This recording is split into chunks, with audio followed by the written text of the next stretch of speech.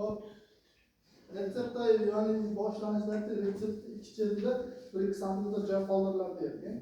O'sha 1-2 sm joyga retseptda maxsus belgilar qo'yiladi.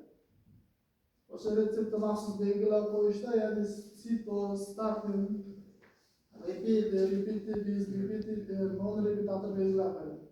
Demak, sito belgisi qo'yiladigan bo'lsa retseptda o'sha vaqtda o'zida, ya'ni sito tez degan ma'no biladi, to'g'rimi? Sito tez. Ya'ni retsept yozilgandan keyin tezda o'sha dori vositasini qabul qilish degan ma'no biladi. Ya'ni retseptni chekkasiga qo'yiladi. Statin belgisi qo'yiladigan bo'lsa, statin zudlik bilan, ya'ni o'sha vaqtda o'zida degan ma'no biladi. O'sha vaqtda o'zida retseptni qabul qilishi. Dorini yozib beradi, vrach dorini yozib beradi, hayvon egasi o'sha vaqtda o'zida dorilarni olib keladi va o'sha vaqtda o'zida dori vositasi qo'llanadi. Demak, bu yerda sizlarga savol tug'ilishi mumkin, sito bilan statin deyarli bir xil ma'no emasmi degan. Ya'ni sito tezda, statin o'sha vaqtda o'zida. Tezda degan masalan 2-3 soatdan keyin qabulsiz bo'ladi. Statin belgisi qo'yiladigan bo'lsa, o'sha vaqtda o'zida, ya'ni 15-20 minut ichida dori vositasini olib qo'llash kerak.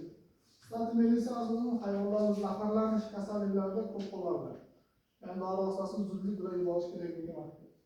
Ikkinchisi repeater. Bitta davolanish kursini tugatdingiz. Ya'ni yuqorida yozib 5 kun davomida davolanish kursini o'tdi.